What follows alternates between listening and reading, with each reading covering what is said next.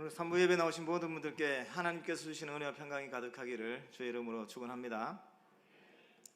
우리가 살아가다 보면 그 인생의 선배들이 참 중요합니다. 가까운 선배도 그렇지만 우리가 살아가고자 하는 삶에 있어서 모범이 되고 또 지혜를 주는 그런 선배들을 알고 그 선배들이 주는 지혜를 따라서 살아갈 때에 우리에게도 참 많은 도움이 되죠. 우리가 하나님의 백성으로 살아가는 데 있어서도 마찬가지인데, 우리 삶의 목표는, 그리고 우리 삶의 모범이 되시는 분은 예수님이시죠. 예수님은 너무 높으신 분이십니다. 너무 거룩하신 분이십니다. 그분을 이제 알고 따라가기는 힘쓰지만 너무너무 높으신 분이라서 또 가까이에 있는, 아니면 우리보다 훨씬 앞선 시대를 살았던 그런 신앙의 선배들을 우리가 잘 알고 그 믿음을 본받는 것도 참 도움이 많이 되죠. 성경에 보면 또 그러한 신앙의 선배들이 존재를 하는데, 오늘 여호수아서에서 갈렙이라고 하는 한 사람을 우리가 좀 본받았으면 해서 갈렙의 신앙이 어떤 신앙인지, 그 갈렙이라고 하는 하나님의 사람은 무엇을 따라 살아갔는지, 그러한 것들을 살펴보면서 우리도 갈렙을 능가하는 그런 믿음의 여정을 살아갔으면 좋겠습니다. 그래서 오늘 이 갈렙의 신앙을 가만히 살펴보니까 하나님의 꿈을 쫓아서 살아간 사람이더라고요. 그래서 제목을 그렇게 지었는데, 오늘 말씀을 통해서 또 하나님께서 주시는 은혜가 가득하기를 주의 이름으로 축원합니다. 갈렙의 신앙이 어떤 신앙이냐면, 이제 제목과 마찬가지로 이 갈렙은 하나님의 꿈을 쫓아서 살아간 사람입니다. 오늘 본문 한번 볼까요? 12절 한번 보시면, 그날에 여호와께서 말씀하신 이 산지를 지금 내게 주소서, 이렇게 갈렙이 여호수아에게 이야기를 하고 있습니다. 지금 어떤 상황이냐면, 가나안 땅에, 이스라엘 백성들이 가나안 땅에 들어와서 이제 정복 전쟁을 이제 벌였습니다. 그래서 정복 전쟁에서 승리를 거두고 이제 땅을 이제 분배하는 그런 이제 그 단계에 돌입을 한 것이죠. 그 유다 지파에게 이제 땅을 분배를 하는데, 지금 이 갈렙이 여호수아 앞에 나와서 하나님께서 그날에 말씀하신 땅이 있다는 거예요. 그날에 말씀하신 그 산지를 지금 내게 주소서, 그렇게 이야기를 하는 겁니다. 지금 갈렙이 말하는 그날은 언제냐면 45년 전입니다.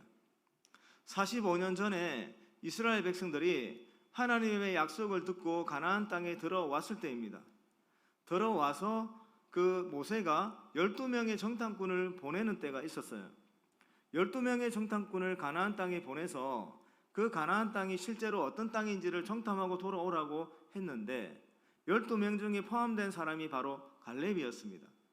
그 갈렙과 여호수아 두 사람이 그 정탐꾼에 포함이 되어 있었는데, 가나안 땅을 돌아와서는 어떤 보고를 했냐면, 여호수아와 갈렙 두 사람은 하나님이 말씀하신 대로 우리가 그 가나안 땅을 차지할 수 있습니다 라고 믿음의 보고를 했었죠.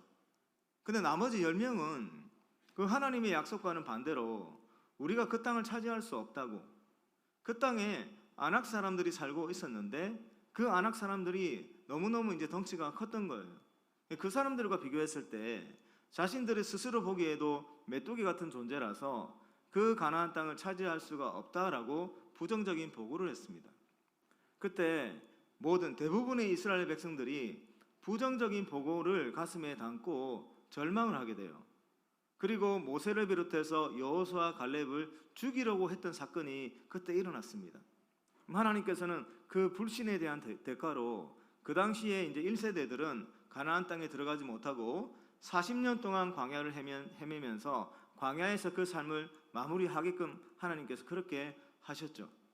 근데 오늘 이 갈렙이 지금 어떤 이야기를 하고 있냐면, 45년 전에 하나님께서 약속하셨는데 그 산지를 지금 내게 달라는 거예요. 그렇다면 이 갈렙은 45년 동안 무엇을 가슴에 품고 살았던 겁니까?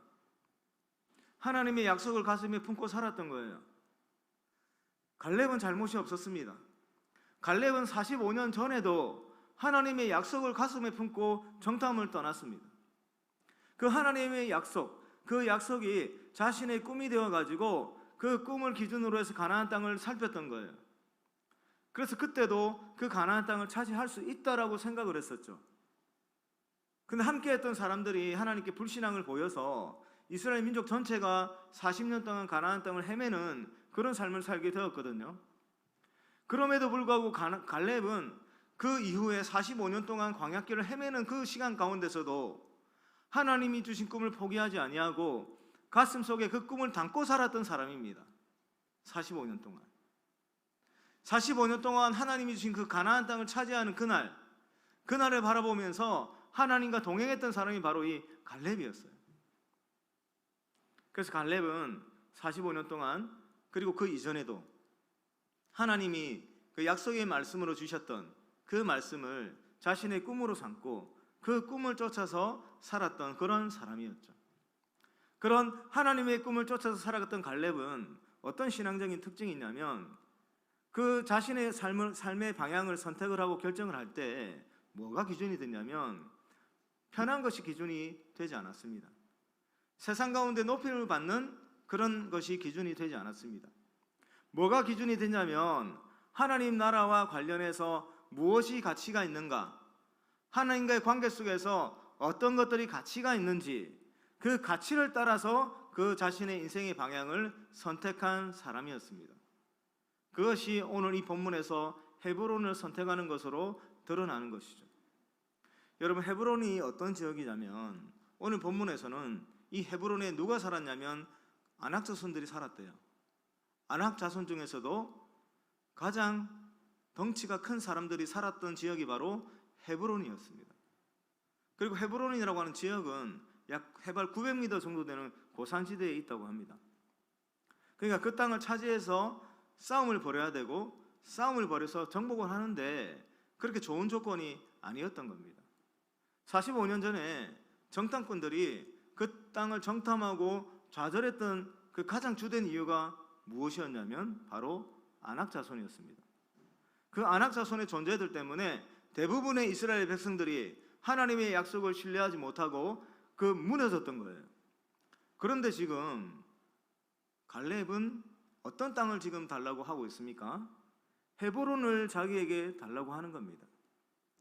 그 장대한 그런 신체적인 어떤 특징을 갖고 있는 그 아낙 자손들이 거주하고 있고, 아낙 자손들 중에서도 더 신체 조건이 뛰어난 그런 사람들이 헤브론에 살고 있는데, 지금 갈렙은 그 헤브론을 지금 자기에게, 자기 지파에게 달라고 하는 거예요.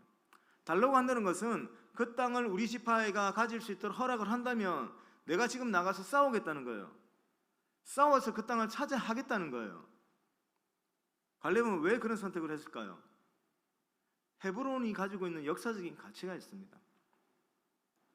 하나님께서 아브라함에게 그 약속을 주시면서 아브라함을 가나안 땅으로 가라고 하시죠. 그러면서 많은 자손을 줄 것이고 그 땅을 주겠다고 약속을 하셨어요. 근데 실제로 아브라함은 그 가나안 땅에 들어가서 한동안, 아주 오랜 시간 동안 자신의 이름으로 된 땅을 가지지를 못합니다. 자손도 생기지 않고. 그러다가 창세기 23장에 이제 이삭을 얻고 난 이후입니다. 그때에 어떤 땅을 구입을 하냐면 헤브론에 있는 땅을 구입을 해요. 400세겔의 돈을 지불을 하고 그 땅을 구입을 합니다.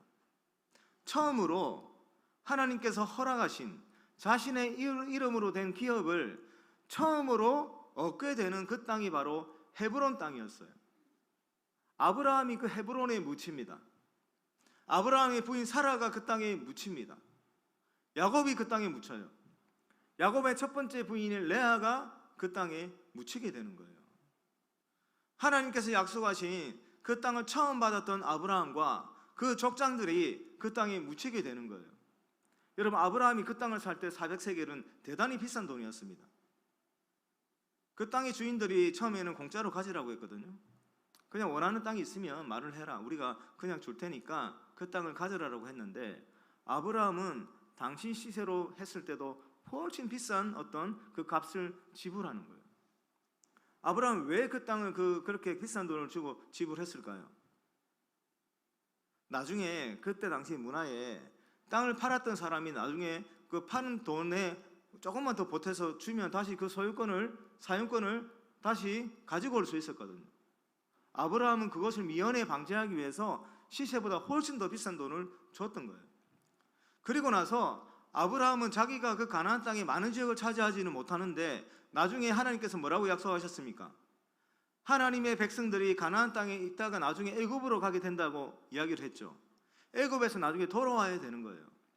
아브라함은 그 미래까지 봤던 겁니다. 하나님의 그 약속을 믿었던 거예요. 자신의 그 자손들이 애굽으로 갔다가 돌아올 때 그 돌아올 수 있는 근거가 되는 땅이 있어야 되잖아요. 그래서 아브라함은 많은 돈을 주고서라도 그 땅을 구입했던 것이고, 아브라함이 그 땅에 묻혔고 사라도 묻혔고 야곱과 레아도 그 땅에 묻히게 되는 그런 역사적인 이야기가 있는 땅이 바로 헤브론이었습니다. 갈렙은 그 땅의 가치를 알았던 겁니다. 하나님의 약속이 어떻게 보면 아브라함에게 구체적으로 땅과 관련해서는 처음으로 성취가 된 그 땅이 바로 헤브론 땅이었거든요. 그 땅에 자신의 족장들이 또 묻혀 있습니다. 그리고 이제 그 하나님의 약속이 성취되는 그 시점이 온 거예요. 애굽으로 들어가서 종살이를 하던 그 백성들이 하나님께서 아브라함에게 하셨던 그 약속대로 400년이 지나서 이제 그 가나안 땅으로 돌아와서 하나님이 허락하신 그 땅을 차지하는 그 역사적인 순간이 도래했단 말이에요. 그 시점에 갈렙은 다른 땅이 아니라 헤브론 땅을 가지고 싶었던 것입니다. 그래서 편하게 차지할 수 있는 땅도 있고 쉽게 차지할 수 있는 땅도 있고 또 그 땅에서 많은 과실을 얻을 수 있는 그런 좋은 땅도 있었겠죠. 그러나 갈렙에게 있어서 중요했던 것은 하나님의 약속이었습니다. 그리고 하나님 백성들의 어떤 흔적이었습니다. 그래서 그 헤브론 땅을 차지하겠다라고 외쳤고 그 땅을 자신들에게 허락해 달라고 그렇게 외쳤던 것이죠. 이것이 바로 갈렙의 신앙이었습니다. 하나님의 백성들은 자신들의 삶의 방향을 정하고 자신들의 인생을 설계를 할 때 무엇이 기준이 되어야 되냐면 하나님 나라와 관련해서 가치 있는 것을 선택해야 된다라고 하는 것을 갈렙이 보여줬던 것이죠.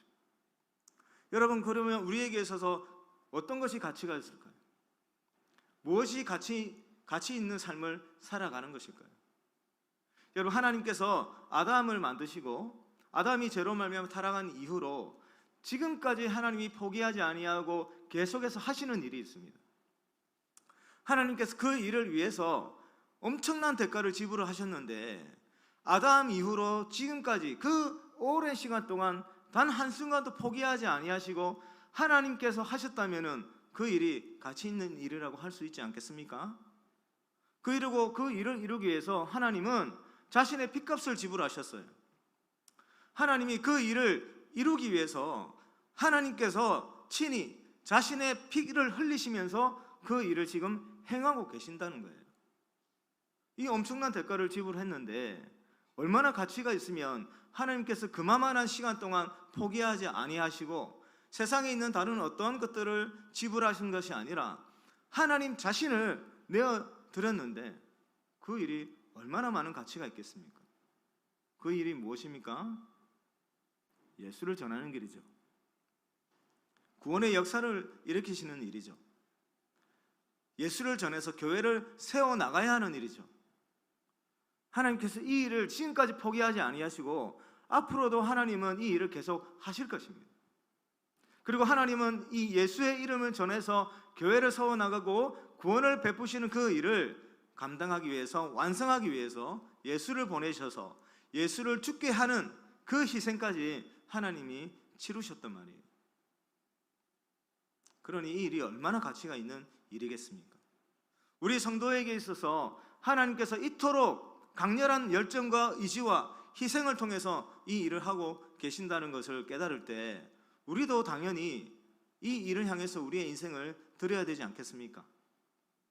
예수를 전하는 일, 교회를 세워나가는 일, 하나님 나라를 세워나가는 일, 그 일이 우리 성도에게 있어서는 가장 큰 가치가 있는 일이라 할 수 있는 것이죠. 우리가 그 예수를 전하고 하나님의 나라를 바라보면서 살아가는 것, 그것이 바로 하나님의 꿈을 쫓아서 살아가는 인생이라 그렇게 믿을 수 있기를 바랍니다. 그 인생을 살아갈 때 하나님께서 여러분들과 함께 하시면서 많은 그런 은혜들을 베풀어 주실 겁니다. 오늘 한 가족을 소개하려고 하는데 일평생 하나님의 꿈을 쫓아서 살아갔던 한 가족이 있습니다. 사진을 준비했는데 사진 한번 띄워주시기 바랍니다.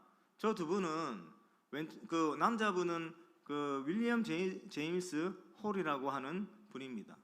그리고 오른쪽에 있는 그 여성분은 부인인데 로제타 쇼우드 홀이라고 하는 분입니다. 두 분 다 의사입니다. 저 왼쪽에 있는 그 윌리엄 제임스 홀이 1891년에 우리나라에 오십니다. 의사 선교사로. 그리고 오른쪽에 있는 여성분은 1890년도에 조금 빨리 한국에 들어왔습니다. 역시 의사 선교사로.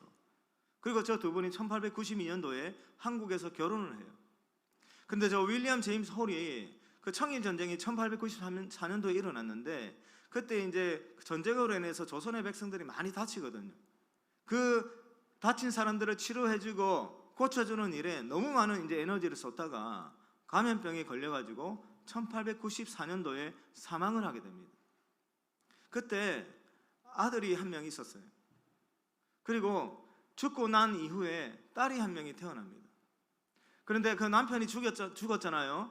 저 로제타 쇼우드 홀이 미국으로 돌아가지 아니하고 한국에서 아이를 키우면서 계속 선교 사역을 합니다. 그 아들의 이름이 쇼우드 홀입니다. 그 사진 한 장. 저 왼쪽에 있는 남자분이 아까 그 두 분의 아들인 쇼우드 홀이에요. 그리고 오른쪽이 부인이 메리언 홀입니다. 저 쇼우드 홀은 한국에서 태어납니다. 한국에서 태어나서 소년 시절까지 한국에서 살아요. 그리고 청소년기가 되면서 미국으로 돌아가서 거기서 공부를 하다가 아버지와 같이 의사가 되기로 결심하고 그 토론토 의대에서 의사가 됩니다. 그 학교를 졸업을 해서. 그 옆에 있는 메리언 홀도 의사예요.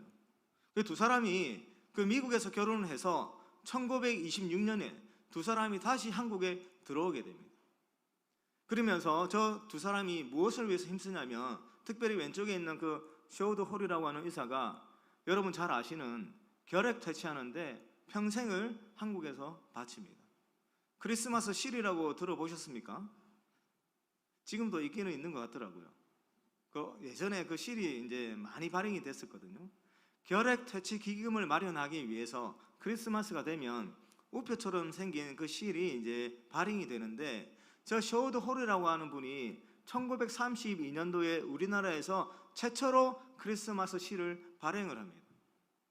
근데 그 전에 1926년도에 두 분이 들어왔잖아요. 28년도에 해주에다가 결핵 전문 병원을 세워요. 결핵 전문 요양병원을 세웁니다. 그러면서 그 병원을 이제 운영을 해 나가는데 10년쯤 지나서 전 부인이었던 메리언 홀이라고 하는 그 선교사님이 이런 고백을 해요. 제가 한번 읽어보겠습니다. 해주 요양병원 설립 10주년을 맞아서 감회가 새롭고 당시의 어려움을 돌아가 봅니다. 그것은 오로지 하나님이 주신 꿈이었고 그 꿈에 성실히 매달렸기에 하나님께서 이를 성취시켜 주셨다는 것을 저는 압니다. 이제 이곳은 절망에 빠졌던 많은 사람들이 희망을 얻는 장소가 되었습니다. 이런 이제 그 소회를 밝혔습니다. 이 두 분이 왜 결핵에 그렇게 헌신을 했냐면 한국에 왔더니 다른 나라에서는 20명 중에 1명 정도가 결핵에 걸리는데 한국에 왔더니 결핵 환자가 너무 많은 거예요. 5명 중에 한 사람꼴로 결핵 환자였던 거예요. 그리고 그 당시에는 결핵 약이 없었습니다. 한국에서 결핵에 걸리면 거의 대부분의 사람들이 죽는 거예요. 그래서 결핵에 걸린 사람 대부분이 버림받았다 생각하고 그걸 고치기 위해서 무당을 찾아가고 무당을 찾아갔다가 낫지 않으니까 모든 재산을 탕진하고 끔찍한 어떤 무속 행위의 고통을 받고 그렇게 하다가 생명을 잃어버리게 되는 일들이 비일비재하게 일어나는 거예요. 그래서 그 이 두 사람이 결핵 치료를 위해서 연구하고 치료제 개발하고 치료법 개발하고 기금을 마련하고 했던 그 일을 이렇게 힘썼던 겁니다. 근데 그 결핵 요양병원을 설립하고 그 사역을 했던 것을 지금 메리언 홀이 뭐라고 표현을 합니까? 하나님이 주신 꿈이라는 거예요. 그리고 그 꿈에 성실히 매달렸다는 거예요. 그랬더니 하나님께서 자신들과 함께하여 주셔서 이 일을 성취하게 되었다, 그런 고백을 하고 있습니다. 여러분, 이 두 분이 열심히 한국에서 선교를 하다가 1940년도에 추방을 당합니다. 일본 정부로부터 간첩 혐의를 받아가지고 쫓겨나게 돼요. 쇼우드 홀이 이제 부산항에서 떠나기 직전에 이런 이제 말을 남깁니다. 셔우드 홀이 이제 한국을 떠날 때 부산항에서 이제 품속에서 뭘 꺼내냐면 태극기를 꺼내요. 태극기를 꺼내면서 조선 만세를 외칩니다. 그러면서 비록 이 땅이 지금은 일본의 발길에 짓밟히고 있으나 이것은 이 땅이 하나님 사랑의 말씀의 밭이 되게 하기 위한 연단입니다.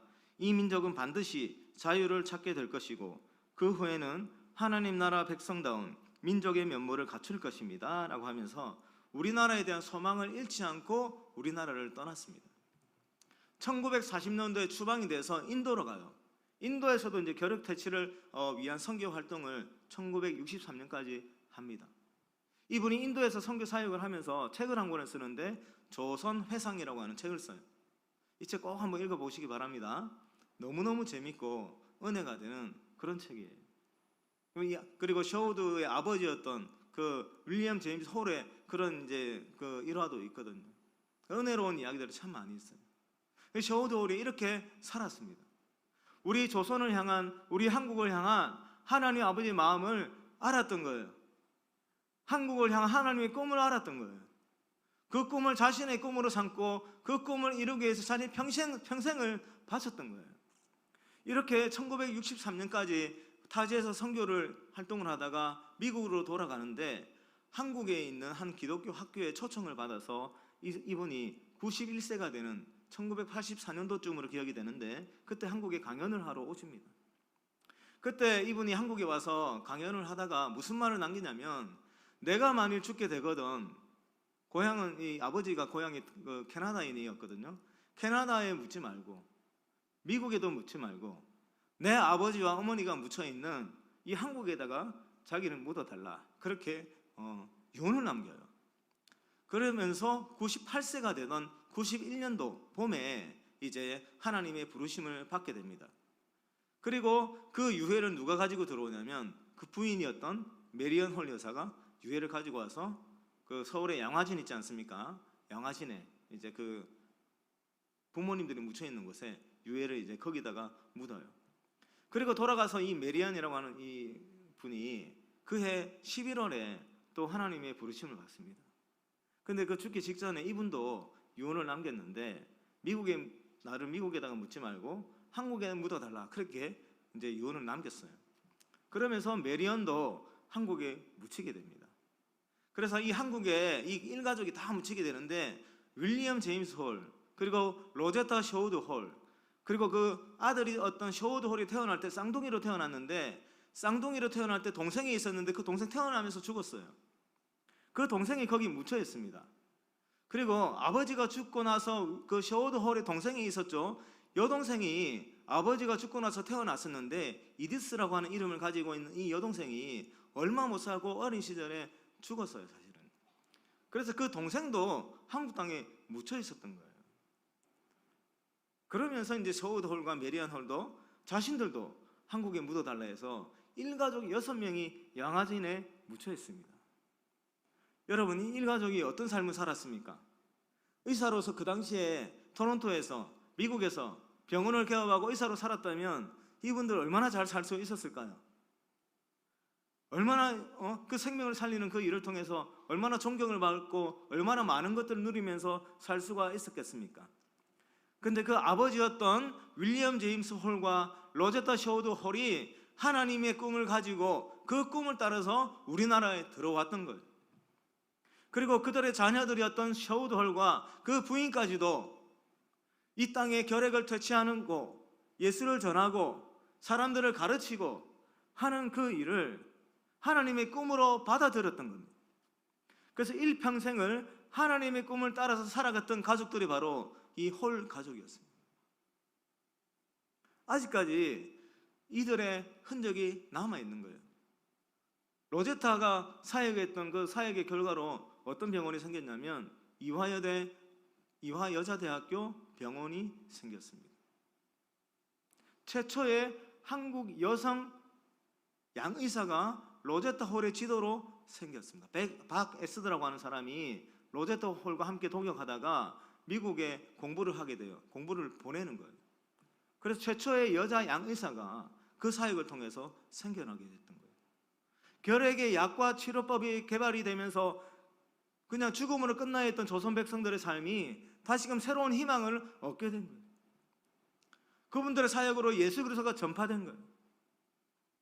그 은혜를 우리가 아직도 잊고 있는 것입니다. 여러분, 하나님의 꿈을 따라서 살아간다는 것은 이런 열매를 남기게 됩니다. 여러분, 그 셔우드 홀이 91세 때 한국에 왔을 때, 한국에서 추방됐을 때 했던 그 고백들이 기억이 났겠죠. 추방을 당하면서 지금은 일본에 짓밟히고 있지만 그건 하나님께서 허락하신 연단이고, 결국에는 하나님의 백성다운 민족의 면모를 갖추게 될 것이다 라고 하는 그 믿음의 고백을 남기고 돌아갔단 말이에요. 그러다가 91세가 되어서 이 한국에 다시 돌아왔을 때, 그때 당시에 남겼던 그 고백대로 하나님께서 역사하신 것을 눈으로 봤을 거 아닙니까? 갈렙이 45년 전에 믿음의 고백을 했던 그 고백을 가지고 45년을 살다가 그때 말했던 그 산지를 지금 내게 달라고 하면서 그 땅을 차지했단 말이에요. 그 갈렙의 역사가 셔우드 홀의 인생 가운데서 나타난 것 아니겠습니까? 여러분, 우리가 살아가면서 20년 지나고 30년 지나고 여러분들 나중에 돌아봤을 때 무엇을 남기기를 원하십니까? 셔우드 홀이 남겼던 그런 은혜의 증거들을 남겨야 되지 않겠습니까? 갈렙이 남겼던 그런 은혜의 어떤 추억들을 남겨야 되지 않겠습니까? 하나님이 주신 그 꿈을 가슴에 품고 그 꿈을 따라서 살아갔더니 하나님께서 그 꿈을 지금 내게 이루어 주셨다라고 하는 그 고백을 할 수 있는 그런 인생을 한번 살아봐야 되지 않겠습니까? 하나님의 꿈을 따라서 살아가게 되면 그날은 반드시 온다는 사실을 기억할 수 있기를 바랍니다. 우리 오늘 이청년부터 나가서 전도하러 가는데 그건 역시 하나님의 꿈을 따라서 살아가는 삶이라고 저는 굳게 믿습니다. 오늘 가서 힘있게 담대하게 전도할 수 있기를 바랍니다. 우리 모든 청년들 각자의 삶 속에서 예수를 증거하며 하나님의 나라를 확장해 나가는데 하나님 아버지의 마음을 품고 그 길을 향해서 힘껏 나갈 수 있기를 주의 이름으로 축원합니다.